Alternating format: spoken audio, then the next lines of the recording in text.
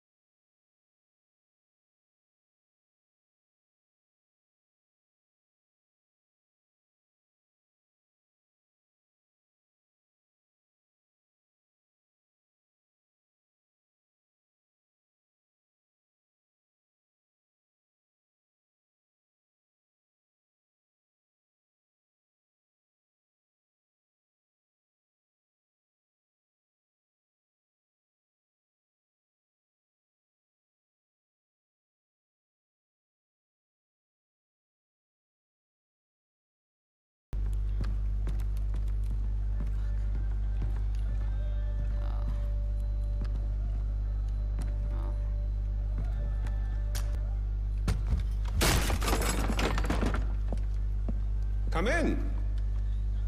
I apologize for the austerity I sent to help home. Chances are you shot them on your way in. Now, before we begin... to whom am I speaking?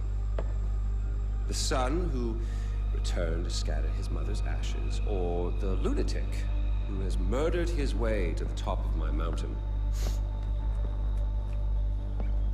If I was speaking to the first guy, then I would say, sit down. Let's be civilized. Enjoy some food. But we tried that before, didn't we? At our first meeting? You sat right here. Paul was off applying voltage to the nipples of your rude little plus one. I stood just like this. And what were my exact words? Stay here, enjoy the crab rangoon, don't move, I'll be right back. Now, if you had just listened, just waited for me, then we would have come back here straight away, together, and scattered your mother's ashes. So then you must be the second guy who didn't listen, decided instead to join the other monkeys and start throwing his shit around. But I'll tell you what. I call a do-over. I say you have two choices. One, you could shoot me, boring, or you could sit down, enjoy some food, and you and I will go scatter your mother's ashes together.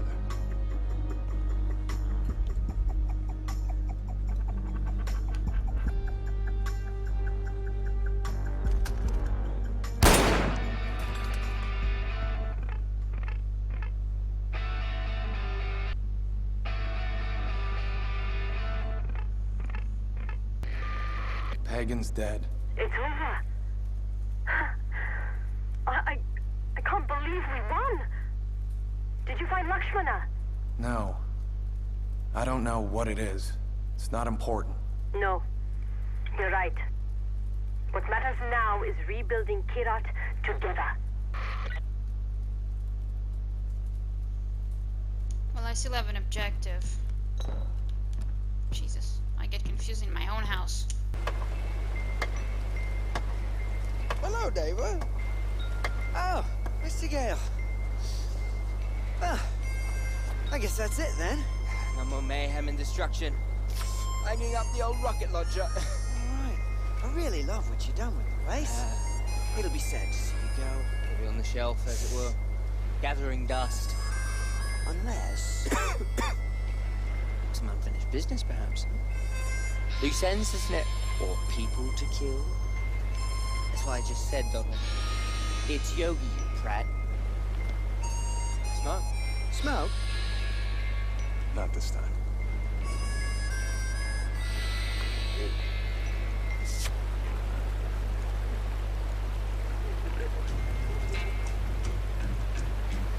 Ajay, Pagan may be gone, but his fortress, Rajgad, still stands. The forces stationed there are in disarray without Pagan. You should press the attack and hit them while they're vulnerable. 25 push-ups. Everybody will drop down and give you... Descending help! Here I am! Awesome.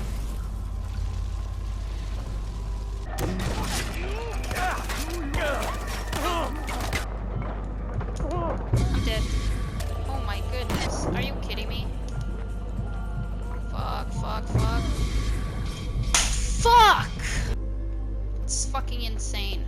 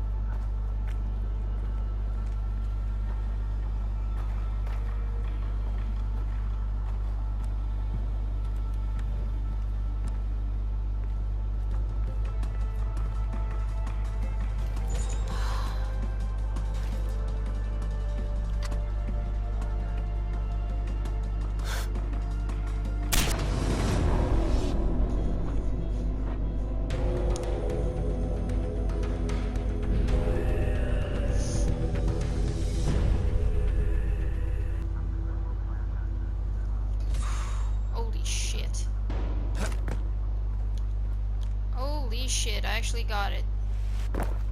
Like, I know that I still have stuff to do, but I don't feel like doing it. Like, that's the problem.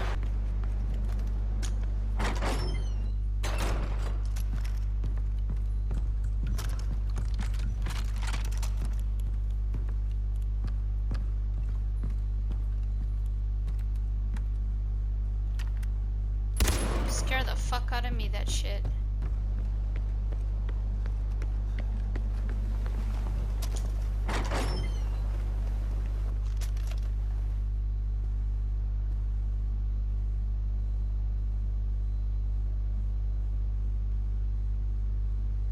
She's buried here.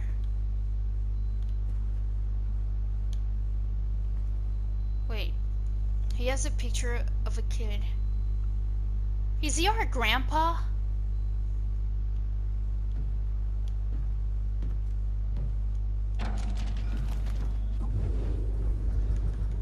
Alright, I'm gonna read everything from top to bottom. By Shah, 1981. Ishwari and I were married today. The ceremony was small, just her parents and mine. The village elders still believe it is bad fortune to marry a Tarun Matara, but I don't see it that way. She is charming and intelligent. Our marriage was arranged when we were children, years before her selection as Kira's vessel, and her dowry was paid by the temple. Money enough to set up the house, maybe even buy a rice cooker. And my transfer to the Royal Guards has been approved, so I'll need new uniforms. Alright. Then, 4 years later, I couldn't protect them. My only duty was to protect the royal family, and I have failed. The nationalists stormed the palace in the middle of the night. They have breached the front doors with explosives and cleared the way ahead of them with hand grenades. I was stationed in the main hall, and the blast knocked me off my feet. They walked right past me into the royal band chambers. I heard 5 gunshots, and my heart sank with each report. With the king dead, Karat will surely descend to anarchy. Alright, so he was tasked with protecting the king, but failed during an invasion, and Karat is left without kings. Shit, I just fucked up my volume.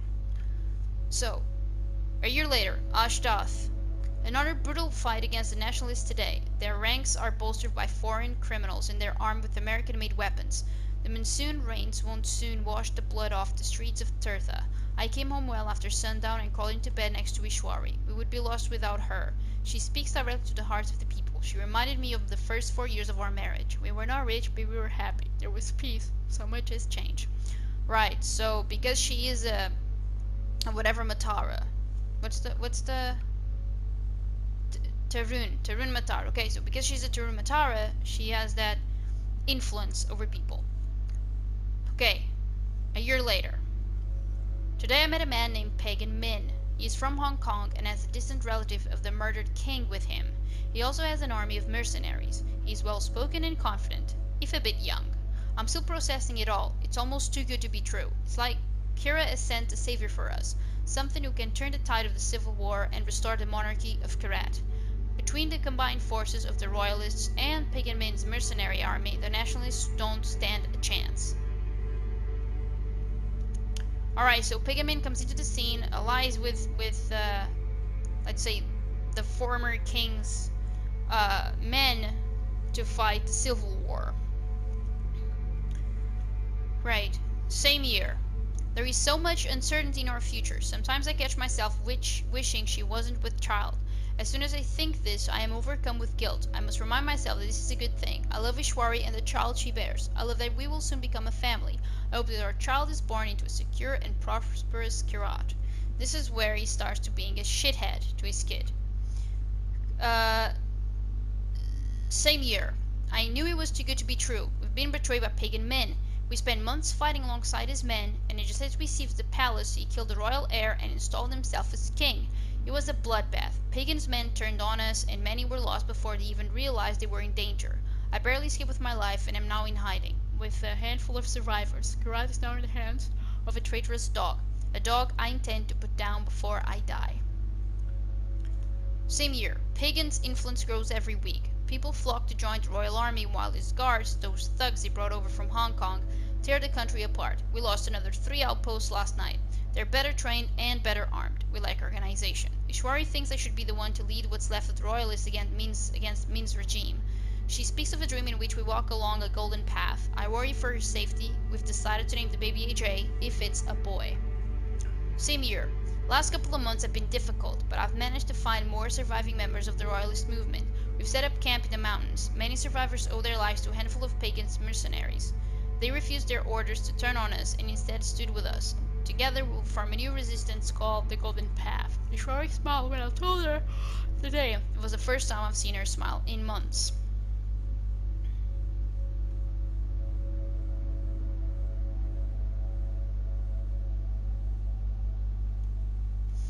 Okay, so this is where I don't know if I'm misreading this, but I don't understand. Like, so at this stage, Pagan is the villain, right? Is the bad guy.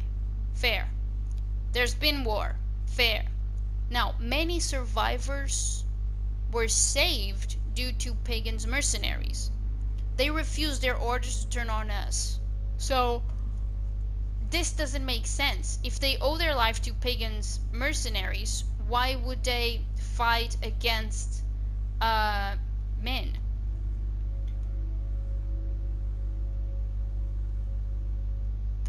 This doesn't make sense to me. The way that it's written. Mah, same year. Once victory is achieved, in the absence of a royal heir, the Tarun Matar will serve as head of state under a regent. All industry, finance, and transportation will be nationalized. The Kirati army will be reformed under the command of the Tarun Matara. New trade agreements will be established with China and India, as well as the West, and a petition will be submitted to join the UN. A graduated income tax will be implemented, child labor will be abolished, and education will be free for all. Same year, Ishwari and I fought again. We never used to act like this, but lately it seems like everything sets her off. She again brought up the issue of allowing women into the Golden Path, and again I put my foot down. The front lines are no place for them. Let them work in our kitchens, hospitals, as drivers, or even carrying munitions. She insists the female corps could become ready in as few as 3 months. We need more fighters, but now is not the time for the radical ideas. And again, this is where, he is another, or okay, I don't want to be unfair, but like this thing, like free education, is great, is awesome, and no more child labor, awesome. But in here, once again, he has this is a sexist prick. So a year later, my son was born today. His name is Ajay Ghale. He weighs 5 pounds and 4 ounces and measures 17 inches long. His eyes look exactly like Ishwari's, and all he does is cry and sleep and suckle.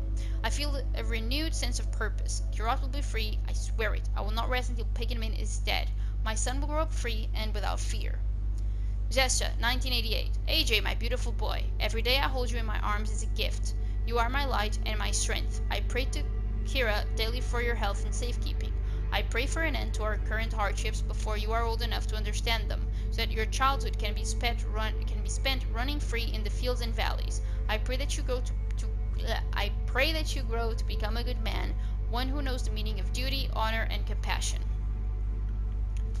Right, same year. The war does not go well for us. Pagan has put a young protege named Yuma Lau in charge of hunting down any former mercenaries who once worked for him. She's been incredibly effective in her role. At every turn we are outnumbered, outgunned, and outclassed. I don't know how much longer we can hold out. Kira, help us. We must find a way to even the score. It may be time to take a risk. May Banisher watch over Ishwari and Ajay should anything happen to me. Alright. Okay, same year. The CIA contact has made good on his promise and delivered the weapons. I'm usually wary of strangers bearing gifts, but in this case I've made an exception. I'm glad I did. We now have enough firepower to stand on even footing with the Pagan's men. I've already begun the task of training the men to use these new arms. The American offered to provide me with military advisors, but I declined. This is a war for Karat, and it must be won by Karatis, not Americans. Same year. Curse Pagan Min and his foreign whore. The Royal Army has started collecting Karate artifacts from temples and homes. He's storing them all at Jelindu Island. I don't know what he intends to do with the artifacts, but he will not get his hands on the Kalinak Thanka. As much as it pains me, I've asked our pawn to separate it into different pieces and hide them throughout Kirat. The story of Kalinak will not be lost to the likes of Yuma. Same year, I am losing the war in my marriage. Ishwari and I fight constantly about everything and nothing. I can't bear to return home after being out in the field. I would prefer the sting of a bullet to her constant scorn. She's frustrated I've kept her away from the fighting. Kept her, she says, from contributing. I'm going to send her to the royal palace, right into the tiger's den. Let her see what Mina has done to Karat for herself before she judges me so harshly. Same here. Ishwari, if you still love me, you will do this and not question my orders. There is no other way. Pagan trusts you. Maybe he runs deeper than that. Use that to your advantage. Gain access to his organization and subvert it from the inside. Relay any pertinent information back to me, timetables, supply routes, overseas contacts, and so on. We must strike from all sides at once. Take AJ with you. It will bolster your cover story. Return only after we have achieved victory. Next year, I have learned that Pagan Min has secretly met with senior members of the Golden Path to discuss the terms of our surrender. Is he talking about Amida? These are people I've fought alongside for years. They tell me that Pagan promises peace if we lay down our arms. Pagan lies. Anyone who met with Pagan is a traitor and they must be dealt with. It was a difficult decision and history will judge me harshly, but I had these traitors executed this morning. Okay, so it's not Amida. Kira, forgive me. You whore. What you've done is unforgivable. You've betrayed me. You've betrayed the entire Golden Path. I've spent every hour of the last 3 years trying to administer reign of terror. What have you done except spread your legs? Your mission was simple. Collect intelligence. Not sleep with the enemy. Not fuck their commander. Not bear the false king a daughter. What's her name? It doesn't matter. You wretched, selfish whore. I'm coming for you. I'm coming to correct your mistake. Alright, so the picture that we saw here is Pagan Min's daughter with Wishwari. So he's my half-sister. Hey Jay, know that everything I've done is for you. All I've ever wanted is for you to grow up in a safe and prosperous country. That goal required sacrifice. I regret that I wasn't there to see your first steps or hear your first words, but the burden of command leaves little room for sentiment or distraction. Your mother used to get upset when I spoke about your future training, but if this war should outlive me, you must be ready to assume my position. The future of Kirat is in your hands. Alright. So this is my half-sister. What happened to her?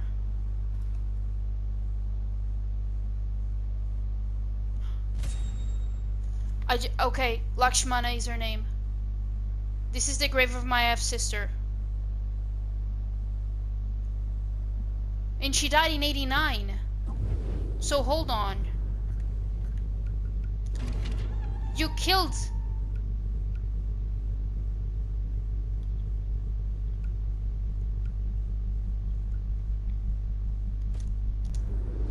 No, she died in 89.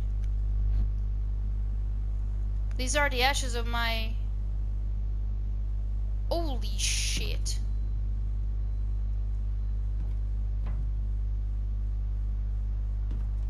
Oh my goodness.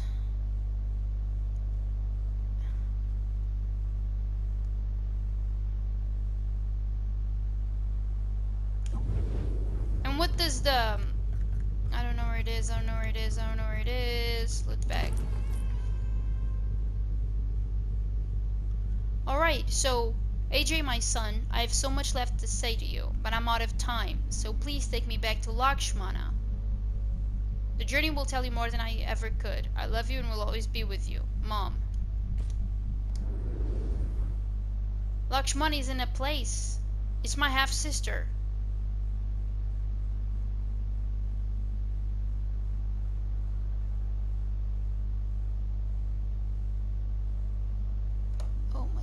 My head. I'm gonna have to read online. Okay, so I'm going to share with you some of the things that I read and that I either missed out on or that you know, that I didn't fully understand or fully explained. So Ishwari was a Tarun Matara and got married to Mohan Ghale, right? Right. So they have AJ. And while the civil war is going on, Ishwari wants or pressures Mohan Ghale to allow her a more active role rather than just a fake leader, because all in all, it's Mohan Ghale that's doing all the war stuff, and she wants to be useful. She wants to actually fight. And Mohan Ghale is very against this idea, not only because women need to be in the kitchen and as drivers and hospitals and whatnot, um, and so he's very against this idea. So at some point he just gets fed up with her constant nagging, and he puts her up on a mission that's basically says, or is basically to have her spy on Pagan Min. So she goes, she gets closer to Pagan Min, and with Mohan Ghale's idea to bring Ajay with her in order to make the plan more believable. And so obviously Ajay has no recollection of any of these events, but he gets to a point where Ishwari gets pregnant by Pagan Min, and they have a daughter, which is Lukshmana Min, this small child that you see here. Oh, Jesus Christ, I'm only doing this with one hand. So yeah. Anyways, let me just back up a little bit. Hang on, controller. Yeah, hold on. My controller is a mess. There you go. Wait. Alright, better. Anyways, so Ishwari gets pregnant. She gives birth to Lukshmana, and when Mohan Ghale finds out about this, he just loses his shit. And not only does he threaten Ishwari, he actually manages to kill Lakshmana. And there are no details within the game about how it happened, when it happened. I mean, when it happened is in '89, but obviously that had to affect Pagan Min's a great deal, although he was already a piece of shit. And Ishwari, losing her second child, plans to flee from Karat. But before she can do that, Mohan actually tries to kill her, but she manages to kill him first. So earlier in the game, when Bhadra says that Mohan Ghale was murdered, the one who murdered him was not Pagan Min, was Ishwari, the Tarun Matara. Now, this will be important when I show you a couple of things, and when I tell you a couple of things later on. But it's just the kind of thing that it just completely blew my mind, and it's probably something that Pagan Min would have explained if I let him live. Now that I'm speaking of it, I had the choice to have dinner with him or shoot him immediately. If you choose to have dinner with him, a lot of things happen, and he will bring you here and go a little bit more into detail of everything, and then he will escape with an helicopter, and you have just a few seconds to actually shoot the helicopter, otherwise he will get away.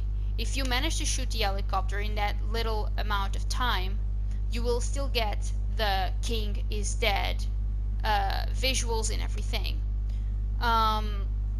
but you can let him escape, and you will actually claim that Karat will always be his and Karat will always be mine, so Ajay's. So yeah, now in terms of Pagan Min, you can actually loot his body. I don't know if I'll be able to find it. Yep, he's right here. So you can actually loot him. I didn't know. Pagan's golden pen. Yeah, 250, so a lot of money. So now I want to leave this place because I have a couple more things that I want to show you. Another thing I want to show you is Paul the Plur. He's actually still in the game. You would think that Amita and Sabal would have killed him, but that's not exactly the case. So this cage right here, that is Paul. This is a guard and another guard. Ajay, please! Please, I need my cell phone! Now this man is gonna start pissing Since the on Golden it. Path retook the outpost, people are finding Ajay, please! clues to leave the valley. Please, I need my cell phone! Has secured this area. So the man just pissed on it. Ajay, please! Please, I need my Can't cell really phone! interact with the phone. So it's safe to travel Now you have outside the a valley few now that they've options confirmed here. the outpost. I mean, Ajay, please! Please, I need my cell phone! shut up, Paul. You can't really push the cage or anything. You can set him free, but you have to kill these. Please, I need my cell phone! He had a stranglehold on the entire valley, so it's a good thing the Golden Path controls the outpost again.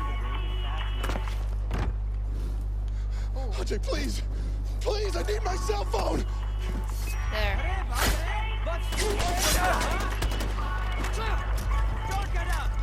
Shut up. There. So now that he's dead, you can't really loot him. But I'm fucking sick of that fucking song, so I'm gonna throw him. Sorry, Ashley, but your dad is a piece of shit. You're better off with Uncle John, or whatever his name was. So, in terms of Ashley, she has no idea. I mean, she's just a child. She has no idea of the atrocious things that her dad did, now that he's dead. But it's also been implied strongly that Ashley's mother is actually cheating. Bye-bye, Paul. There he goes. Woo! Let's see. Bye, Paul.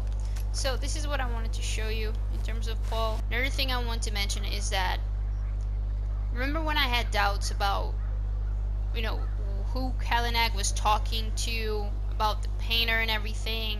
So Kalinag is Robert. They are the same. And Ajay is just watching the events through the Thunka. Ajay does not become Kalinag. That Kalinag that we played as, that is Robert. I want to talk a little bit about the Tarun Matara. So the Tarun Matara is the idea that a living person is a goddess, is a living goddess. And the Tarun Matara are always children, little girls. And one of the roles that a Tarun Matara must fulfill is bearing children. So, giving birth times and times again, I guess.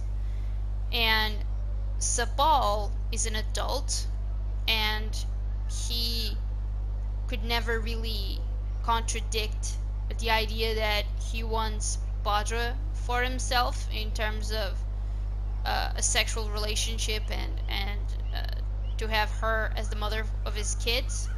And Sabal isn't the only one with these sort of references. There's plenty of evidence in the game. I read that at least one of the monks in the temple,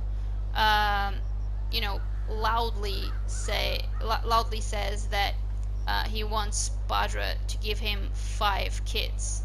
And again, she's a child. She's a kid. And it's just outright disgusting. One of the reasons, again, why I did not side with Sabal. Because that's just disgusting to me.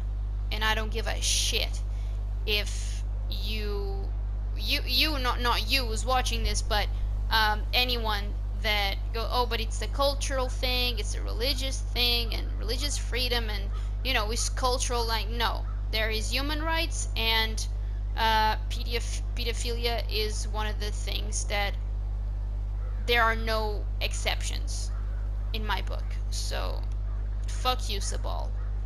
But Sabal is dead anyways. Now, in terms of choices, you had the chance, like, you could always spare the other leader that you didn't choose. The reason why I didn't spare Sabal is because I knew that was my choice, but I didn't know if that meant that I was going to betray Amita and then having to kill Amita. That isn't the case, all right. But I decided to play it safe.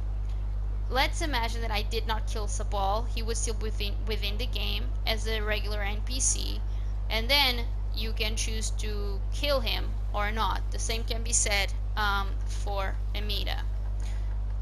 Now, there is still another cutscene that I haven't gone through, and basically I need to find Amita.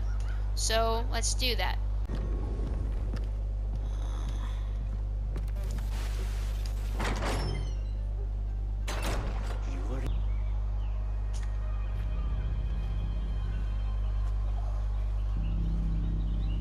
I want you to go into every home and find every child. Bring them back here to me.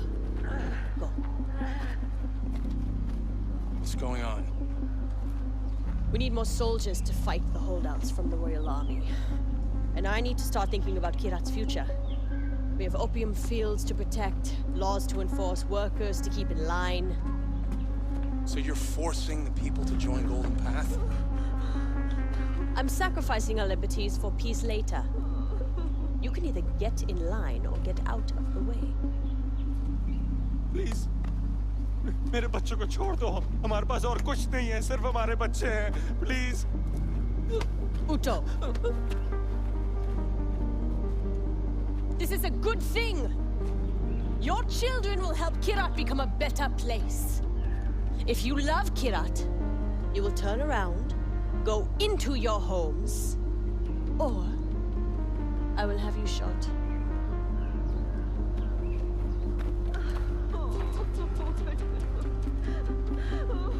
Why are you doing this? I'm doing what's best for my country. And what about Bhadra?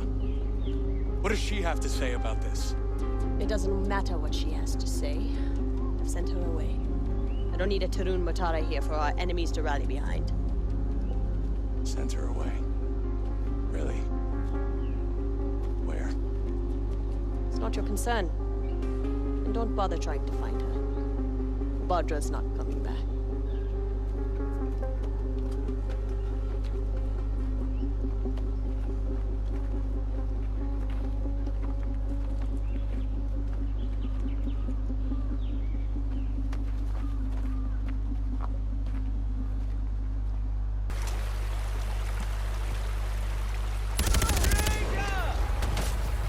Bye-bye! I'm sorry, Amita, but you deserve to die because you killed Bhadra, and I'm not having that. Like, Sabal was right one thing, she did become Pagan Min, and she did not want to use the drugs as medicine. She wanted to use the drugs as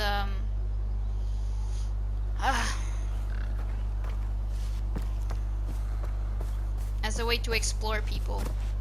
So as I was saying about Yuma, so you know how Yuma's mission, we got to see all those visions about Amita. They made me think that she might have been Pagan Min's ally, at least in the past. That's entirely inaccurate. So basically, if you at that point, if you are siding with Sabal, you will see him being a piece of shit and just outright executing anyone that would agree more with Amita rather than with him, where Amita never really kills anyone. Hold on, all that thought, never kills anyone until this point.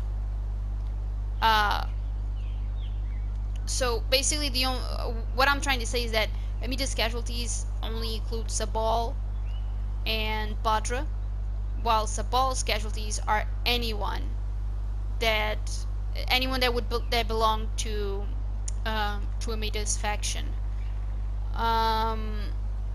So yeah. Now I killed Sabal, so there is a location where you can find him if you spared him.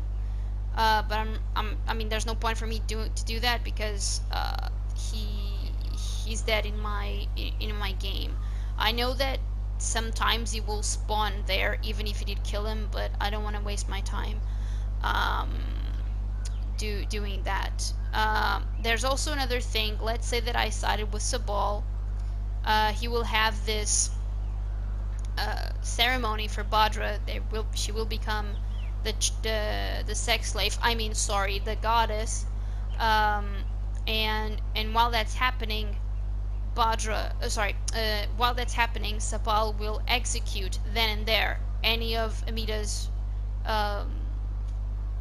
friends. Let's put it that way. Now, this embodies the idea that Terun Matara, not only as a sex slave, but also as this figure of justice. She is present at the moments of justice, and this in this scenario here as like a parallel from Ishwari murdering or killing in self-defense Mohan Ghale. I read about that in a wiki. So yeah, this is pretty much all I'm going to show from Far Cry 4, at least post-game. I really liked Pagan Min as a villain. I don't know if I'm alone on this, but every time he went on the radio and talked to me and anything, it just felt like a version of the Joker from Batman. Like, not the laughter, not the crazy maniacal things, but like the way he said things, the way he spoke to AJ, it's very similar to how the Joker keeps talking to Batman. Never really going how should I, like, in this very antagonistic thing. Say when you like, for instance, in Dying Light, you have Rise versus Kyle Crane, and they're very aggressive towards one another. You know, in all their interactions, they're discussing, there's yelling, there's hatred.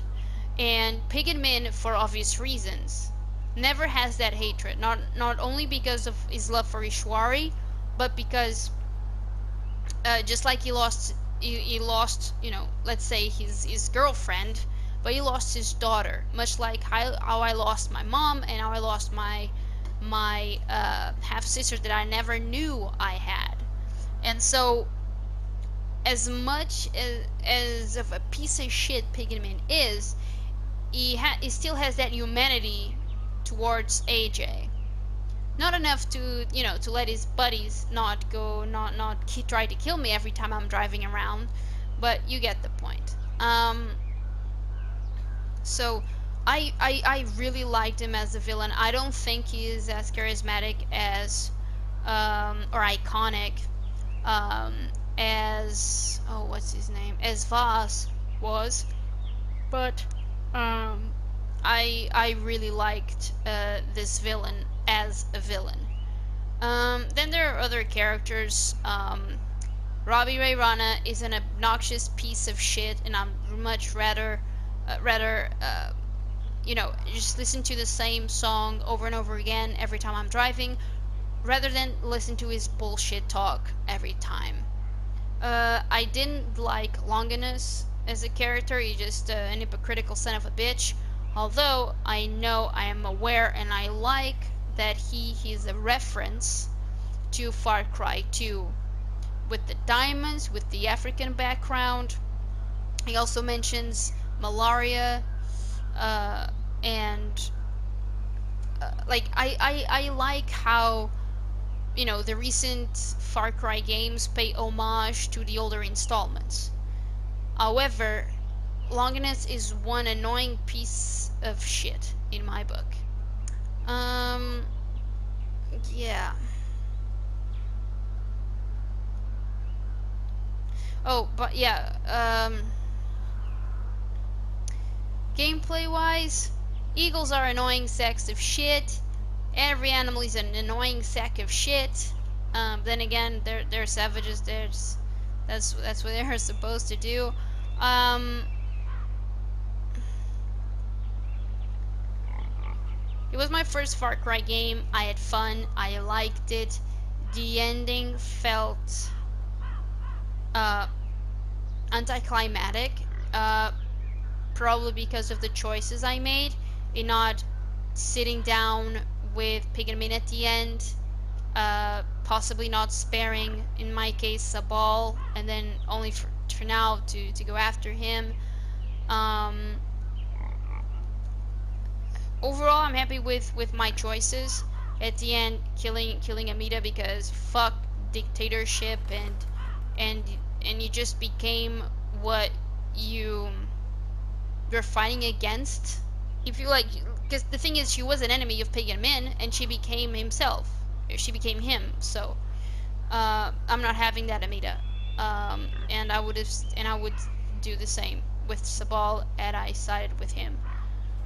So it's my first Far Cry game. I had lots of fun, and now I'm gonna talk about Ajay. Ajay, to this moment, and I've played days on end with him. To me, Ajay still has no personality. I don't like his empty voice. I don't like how he doesn't get himself involved with the story. Like, I understand this is a choice-driven game. I get that. I like that. But you don't feel that the character could be conflicted. You feel that the character has no idea what's going on. You feel that the character isn't fazed by anything that's going on.